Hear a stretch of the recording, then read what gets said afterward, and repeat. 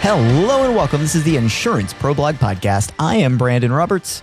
And I am Brantley Whitley. And you are listening to the internet's favorite podcast about life insurance. That's right. We have confirmation that this is the internet's favorite podcast about life insurance, according to one obscure publication that none of us know. We just learned the number one insurance podcast on Feedly. I don't know how long that'll last, but... Where's the applause?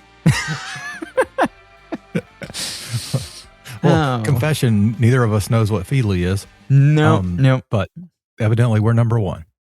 We stumbled upon that little happy accident, so good for us. Number one in insurance, for what that's worth.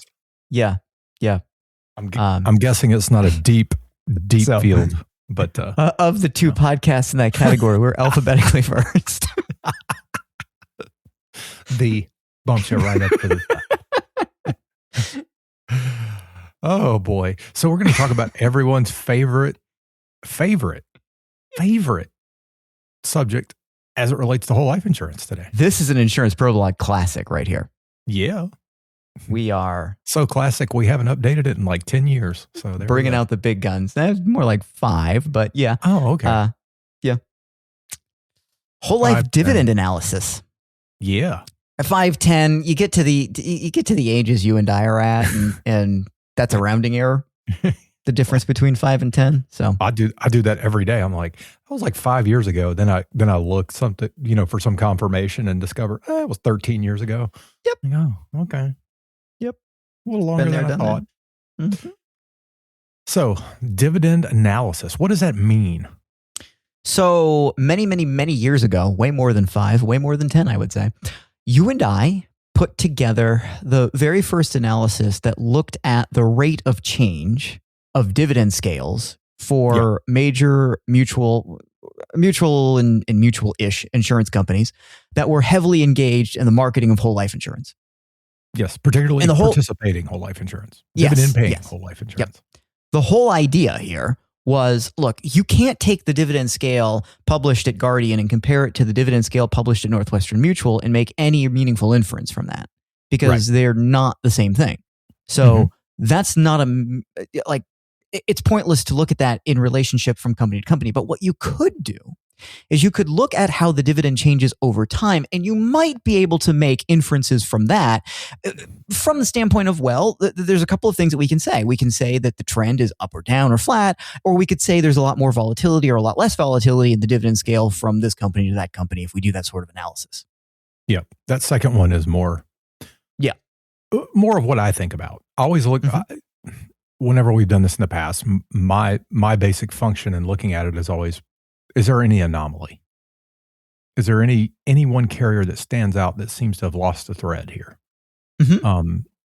And to your point, comparing 6.6 at one company to 6.4 at another means absolutely nothing. Yep. So now that's what people do. And I will say, I wanted to add this too. Sure. When we first did this, another big motivation was, no one's going to remember this, but we do because we were around. When we started doing this sort of thing, there was literally no information about whole life insurance dividends, period, on the internet. Right. Other than maybe some companies in their press releases when they announced dividend would tell you what the dividend scale or dividend interest rate was. They've all largely stopped doing that, I believe, now. But they make it a lot more obscure. And they started to do that as they were announcing steady declines in the dividend scale that took place during the 2010s because of low interest rates. Yes. And the first analysis came kind of out of the, this is going to be way more dramatic than it truly needs to be, the shadows of the decline of the Blees Research Company, which existed for a while, but unfortunately the founder of that company passed away unexpectedly and the whole thing went away. That was the resource for a lot of technical, detailed analysis on whole life insurance especially, and it did have certain information about dividends, but that company went kaput sometime around 2012, 2013. Shortly after we started this whole thing. Yep. So we picked up the specter and carried it forward. Not as well, I'll say, but we did it nonetheless. So the analysis here, when we started it, had more companies than it has today. Yes. That is because some of those companies decided to spin off segments of themselves and basically no longer issue dividend paying whole life insurance, and then others just ceased to exist basically. So there has been some deletions, but there has been one addition, a company that did exist the whole time. We just never really looked at them. So welcome to the club, Lafayette Life. You get to be analyzed as well. They may wish they had stayed off the list. Actually, the numbers for them are they look good on paper. So there you go. That's good. The big drum roll as far as the massive finding from this analysis is over a 10-year period of looking at the change in the dividend scale, we see that for the most part, things don't change that much. Right. Well, they went down in the middle. Yep. And now they're kind of back in the ballpark of where they were. Yeah. That's pretty much it. For some of the companies, they're higher now than they were at the beginning of the 10-year analysis. Yes. So that is a true statement for some of them. The trend is, if we're being super honest, pretty much flat to slightly up for basically everybody analyzed. And we keep talking about that. We should stop being obscure. Guardian, MassMutual, Northwestern, New York Life, Penn Mutual, and Lafayette Life. Right. 6 companies. That is the sum of everybody who is actively marketing whole life insurance and has dividend scale information available. People always asked us when we do this, I'm sure someone will ask after this episode goes live, what about One American, American United Life, same company? If you can get dividend scale information out of them, tell me what it is, because that's not easy to do. Yeah. There's a couple of others that people have mentioned as well, but yeah, some of them are very tiny and only do business in very limited areas. So yeah, there's that as well. So in the past, very honestly, the analysis did look at numbers in relatively small quantities because ultimately the changes aren't that vast. Right. They're just not. But that doesn't mean we don't see certain trends forming, or we can't still make some of those statements or inferences that we mentioned earlier, especially the one regarding volatility. Right. So we always looked in the past at standard deviation, and we did this time around. And what we see when we look at standard deviation is a kind of continued trend from the last time we did this. Companies like MassMutual have always had a reputation for a fairly volatile dividend scale. Yep. It goes up, it goes down. And not surprisingly, they rank number one when it comes to variable or variation in their dividend scale over this 10-year period as well. Yep. Which you could infer easily by looking at, if you were looking at the chart I'm looking at, you'd go, yep. Because they were at 7.1 in 2016, and they went down to, by 2021, they were at 6. So that was pretty sharp. Yep. But now back up to 6.6. So here's an interesting addition or new aspect to this analysis that we did not have to deal with the last time we did it and the times before that. So the standard deviation analysis in the past was pretty focused on the fact that the trend across the industry was down. Mm-hmm. So when we saw higher standard deviation, that was an indicator of poorer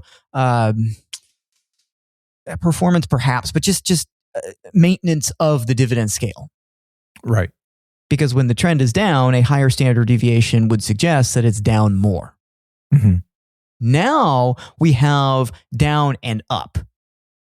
And when we have down and up, that creates potentially a higher standard deviation, but it doesn't, in this case, necessarily guarantee a more bad result. Right. Because now that we have down and up, which is new to this analysis, we have the possibility of standard deviation, high standard deviation, being a story of recovery, so to speak. So Northwestern Mutual is a good example here, where standard deviation is quite high. It's very close to what MassMutual's was.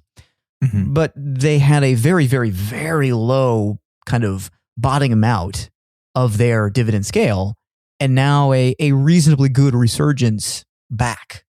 Right. Yeah. And that bottoming out lasted a while. Yep, it did.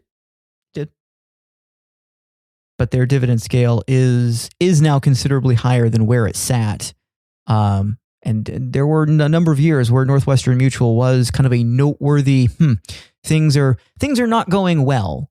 Not badly, by the way. Northwestern Mutual's fine. They're huge and they're financially very stable. But I would argue that there were years that we kind of commented on Northwestern as, I'm sure they would prefer things to be going better as far as where they set the dividend scale than what's happening. Yes. And we could only infer that people are seeing that reflected in their cash values. Correct. Because dividend performance was not matching what they thought it was going to when they had bought the policy 5 or 10 years prior. Yep. At a significantly higher dividend scale. Right. So it's worth noting that variability or volatility here, as expressed through standard deviation, isn't quite as bad as it was in years past analyses. Right. Now, we added Lafayette Life here, who on paper's performance has done extremely well. Arguably, their dividend scale sat quite low for a while and has come back. We do see Penn Mutual's numbers being not as great as the analysis went in past years. Mm-hmm. And here's one of the sort of warnings I would give in terms of this analysis. When it comes to participating whole life insurance, still one of, if not the consistent highest performer for cash accumulation, largely given the flexibility of what that product affords us to do when it comes to policy design. Right. So even though we don't make that point. Well, I was going to make the point in general. It's something we're just going to keep beating the drum, pounding the table, that, looking at dividend scale in isolation will get you nowhere. Right. There's a lot more at play, and there are design aspects of what various companies allow with their products that have a much greater impact than a quarter point move in the dividend. Mm-hmm. Mm-hmm. And that's why Penn Mutual is consistently near the top or at the top of the list in terms of internal rate of return on cash value. Yep. It comes down to design, not just dividend. Right. They do have a complementary relationship, but sure, of course. It's design first, dividend second. Right. Now, something else that we've been able to include this time around is, predictive is the wrong word, but data that we can now use based on these analyses to look at what has to happen in the next dividend announcement for us to start to express concern about what's going on at the company. Mm-hmm. Mm-hmm. And we have traditionally just rattled off numbers. I think we're going to skip that, and we're instead going to tell you this is going to be on the Insurance Pro Blog website. Yes. So you should go there, and you could see the table. You can save the table, and you can use the table come later this year when dividend announcements start taking place. And oh, by the way, if you're listening to this thinking, gee, this life insurance stuff sounds kind of great, I'd like to talk to somebody about setting up for me, you can also click on the schedule a call while you're there, and we can talk to you. Absolutely. Getting better at weaving those in as we go along. Well, you pointed it out, so that ruined it. Also, a new move this year was, we've always done 10 years, but just to see what more recent movements impact has on everything, we did also look at a shorter time frame, the last 3 years, to get a sense of, all right, how does that change what's going on with the dividend and how we look at these things. And for the most part, everybody's kind of close to one another, with one exception. Penn Mutual tends to have the lowest amount of change in the past 3 years. Right.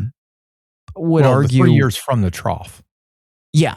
Okay. Because their bottoms were at kind of different times, different years.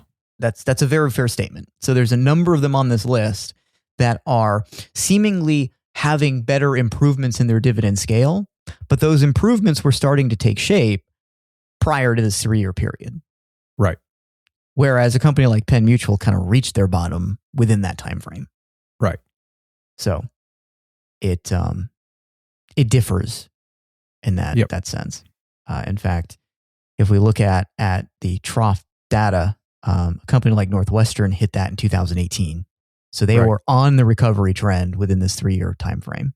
Right. Whereas Penn Mutual hit it in 2021. Right. So much closer to it in this 3-year time frame. So that allows us to do a very fair analysis of kind of zooming in and zooming out. And what I mean by that is we want to look at longer term ranges to get a sense of enough data and know what's going on. We don't like going beyond 10 years because, quite frankly, turnover happens at companies.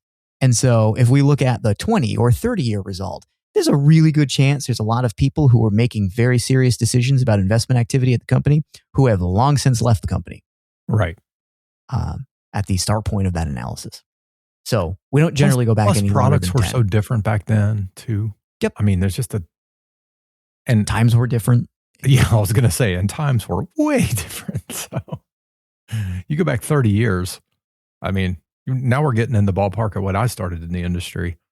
And, all of these companies, I'm guessing, just from what I remember, dividend scales were above 8%. Yeah.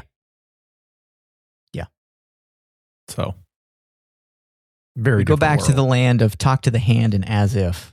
That's just back when your money market accounts paid 6%. That's what we're talking about. So, but then coming in closer to the past 3 years allows us to additionally look at what is going on with much more in the now circumstances. Now, the thing that has led to the recovery of dividend scales, which has been the theme for the past couple of years, is the fact that interest rates are now higher. Yep. We saw substantial increase activity in rates from the Fed, and then we see the bond market following suit, following lots of things that are related to COVID. And so that sets up a situation where insurance companies are able to buy bonds at higher yields, which is very helpful for their mission. Yes, absolutely. Because all insurance companies, mutual or otherwise, concentrate the majority of their investment activity in debt instruments. Yep. So their overall return achieved on invested assets is heavily influenced by what's going on broad interest rate wise in all sort of debt type markets. The oversimplification is they buy bonds. Yes, but that's not all they do. They buy debt sensitive instruments, or interest sensitive instruments. That's what they do. Mm-hmm. They operate a lot like bonds, but higher interest rates generally create higher amounts of investment income, and investment income is a humongous driver of dividends payable for companies that are focused on dividend paying whole life insurance. Yep, absolutely. Yep. So the caveat always is that people want to know, well, when's the dividend going to go up? Because interest rates have gone up. It's like, well, it takes a little bit. Yeah, and right and now for they many own of them, a lot of much lower yielding stuff, and so adding newer things that with higher yields is going to take a little time. Mm-hmm. They're never going to sell those bonds because they're underwater at that point. Right, so no. They'd sell them at capital losses. That doesn't make any sense. And they're going to they're going to wait for maturities to be reached. Yep. Take those dollars, reinvest at now higher yields. But they also are collecting premium. Like all of these companies on this list collect a substantial amount of money every single year from policyholders paying premiums on their life insurance policies. And that gives them the ability to invest those dollars at now higher yields. Right. The point being, it takes a little bit of time for that newer, higher yielding stuff to actually impact their general accounts, which are pretty large. Understatement of the century. But yeah. So I want to spend a little bit of time just addressing each company in the analysis. We've done that somewhat in the past. And I don't, again, it's a voice radio style format. We're not going to get technically into numbers, but just to give some commentary on what's going on, because it speaks to something that we warned about in prior analyses. So, for example, back when we did our last analysis, Guardian Life was a company that we expressed considerable concern over. Mm-hmm. Because back then, the numbers were not great for them, and it looked like a new trend regarding the dividend and all. And a lot of scratching our heads going, what happened? Like they were always pretty good when it came to dividend performance and cash value growth, and it seems to be in decline, so to speak. There's been a big turnaround story there. Yeah. And the asterisk comment, even back the last time we did this about Guardian, was, this could be a temporary sort of fluctuation of things. And that's basically what it comes down to. Right. Looking at companies like MassMutual, constant is pretty strong there. It's up, it's down, it's what they do. Yep. It's always been that way. They have always had a reputation for a much more volatile dividend rate setting strategy. That's their deal. Definitely seeing a rebound in the dividend scale at Northwestern Mutual. That's great. It's harder for Northwestern to create a meaningfully increase in the dividend scale because of the sheer size of the portfolio they manage and the number of policyholders they have. Yeah. We have seen them year over year announce massively high numbers in terms of dividend payout. It's many, many, many billions of dollars. Right. But they also did that against the backdrop for a number of years of a declining dividend scale, which told us the net number, or excuse me, not net number, gross number is going up, but the net number paid to each policyholder is ultimately going down. Right. They're just adding lots of new people. Right.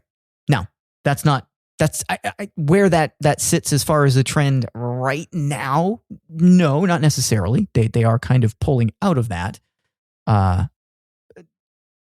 Does that mean they will hold dividend superiority like they like to claim? I get my doubts. Right. New York Life's always been... The one thing Northwestern has going for it is a massive surplus. Yes. Massive. Mm-hmm. $42 billion last year. That's correct. That's a lot.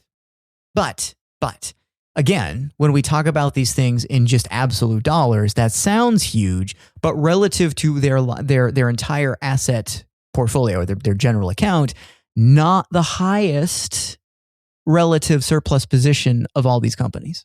Right. Still, a whole lot of money. Yep.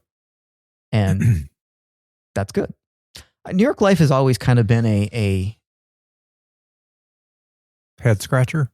Well, it's always been a company that we sort of gloss over because they are super consistent. Yep. And there's really nothing. There's nothing that stands out as incredibly praiseworthy, nor something that we need to call out some sort of massive concern about. Right. They just sort of fly under the radar. And yeah, I would just say they're good. They're good. Yeah. Are they great? They're good. True. Very, very fair assessment. We also know, and I probably shouldn't have taken all this time to say this, that when we obsess over dividends in this fashion, we're doing it because the hypothesis is, if we want whole life insurance for cash building purposes, We want to nitpick details over the dividend because the dividend is a good indicator of success in building cash value. Right. That is the box we are forcing all of these companies into as we look through our lens. That's good. Good that you point that out. That has nothing. This analysis has nothing to do with whether we think a company is going to be around to pay the death benefit. Nope. All these companies are going to be around to pay their death benefits. So. Correct. And the other thing is, just because we've put them in the box of their cash value building superiority doesn't mean that they agree to be in the box. No. So funny you brought that up when we're talking about New York Life. Yeah, well, that's why it came up, because I just thought, not a bad company from a cash accumulation standpoint, but from having worked with them in the past, we know this is not the thing they want to talk about the most. Like, they are not designing they don't want to talk to us at all. So. They're not designing these products around the idea that you are necessarily going to use them with the exclusive focus on the cash accumulation side. Yes, It exists. Yes, they like the way it works, but they do not necessarily bring products to market looking to be the leader in this category. Right. That's just their thing. They're very similar to Northwestern in that, the vast majority of their sales come from their career agent force. Correct. And the vast majority, call them exclusive. Northwestern, that would be all of the sales because they don't allow any brokering. New York Life does, but it's very limited and special. It is. It's very limited and it's very, very specific. And if we look at the breakdown of how these companies issue policies, it's very obvious. The companies like New York Life and Northwestern have a much greater focus on a much more traditional whole life insurance sale. And when I say traditional, I mean their agent goes and tells somebody you could rent your life insurance or you could buy your life insurance. Yeah. Yep. And these are people who are primarily buying a death benefit first policy and have decided, well, I want some degree of coverage that I can't lose, I can't outlive. And that's where the whole life sale comes in a lot of cases for Northwestern and New York Life. Yeah. By the way, you also have this cash value. Yep. It's an afterthought. Penn Mutual definitely looks like their recovery is slower, but they maintained a much higher dividend scale for a while. The movement in their dividend scale was flat for a long, long time. Then it finally fell. And there's nothing about their financials that would suggest they were doing that they held it too long. They were in a position where it could stay where it was up until it couldn't. They had I'm going for memory, but they had a very large surplus. Yes, for a long time. And to be clear, they were not robbing necessarily from that surplus to pay dividends per se. They had a large surplus. But it is a backstop though. Yeah. Yep. They had a large surplus that was building while they were maintaining, for the most part, their dividend scale where it was. Right. And it's now the thing that I would argue has declined their scale as it did had a lot to do with the growth of their whole life business. Mm-hmm. Because there was a period of time where the payment of dividends at Penn Mutual was very seemingly small relative to the other people issuing dividend paying whole life insurance, but also relative to the net income that they produced as a company. Right. So, well, I mean, the data backs that up. I mean, from 2011, what was it? They paid in aggregate dividends $30 million in 2011. Mm-hmm. In 2026, it's $300 million. Yeah. So, I remember that aligns with the growth of their whole life business, which is a very tough business. That's why very few people do it. Very few companies do it because it's a very tough business. I can remember having conversations with people about different companies, Penn Mutual included, and the strength behind their dividend, and noting back in the 2012, 13, 14, 15 timeframe that the total payment of dividends at Penn Mutual to all policyholders was something in that $30 million range. But the company was generating something in the order of like $100 million of net income. Right. And so the percentage that was going to dividends relative to everything else, now that's not just whole life insurance revenue, by the way. So everything else was comfortably below the free cash flow that they had. Right. Which meant they could probably sustain that for a while. We have seen the dividend payment grow considerably because the policyholder count has grown considerably. And this is what probably led to, at least partially, the declines in dividend scale that we saw happening a few years ago. Yep. So, not super duper out of the ordinary that their numbers would come back more slowly under that situation. Don't have the data right in front of me right now, but I would argue that of everybody on this list, probably one of the fastest growing issuers of whole life insurance. I think that's fair. Which is going to have a drag on growth of the dividend. It just is. Right. Lafayette Life, new entrant here, one that we've ignored for a number of years. The data is a little harder to get on them. They are a much, much smaller player in the space. Mm-hmm. So comparing them to the rest of these companies, they do have a business model that trends a little bit more like what Northwestern Mutual and New York Life are issuing for policies, but with slightly more focus on the cash accumulation aspect of it. Right. Dividend performance is up. That's great. There was a time when dividend performance was not all that noteworthy from an outstanding point of view. So the growth there is probably more them drawing closer to their competition versus exceeding their competition. Right.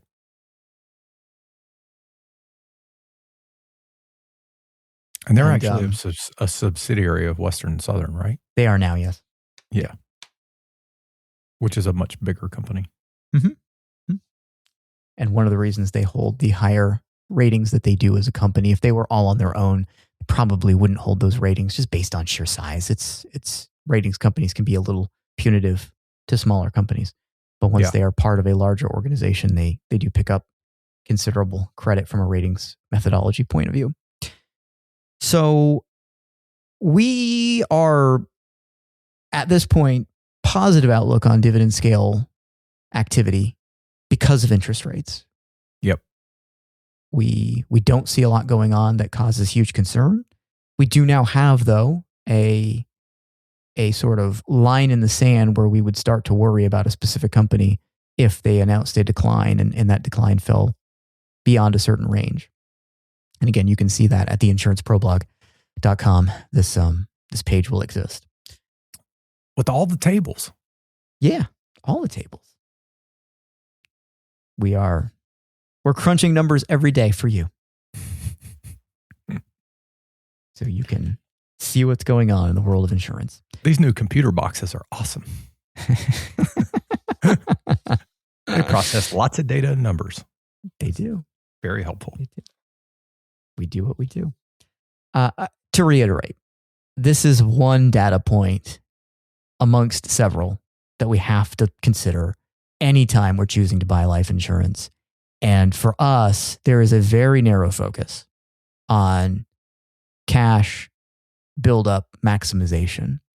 So if you are listening to this because you are thinking about buying a $15 million whole life policy inside an irrevocable life insurance trust, none of this dividend analysis is particularly special to your use case. Right. But we'd still like to talk to you if you want to talk. Yes, you can totally. Yes, we can analyze this in different ways. Trust me, we've done it. Yep. But just note that limitation to what all of this means. Yes. Good word. And that's all I got. Okay. So with that, I am Brandon Roberts. And I am Brantley Whitley. And we will see you next week.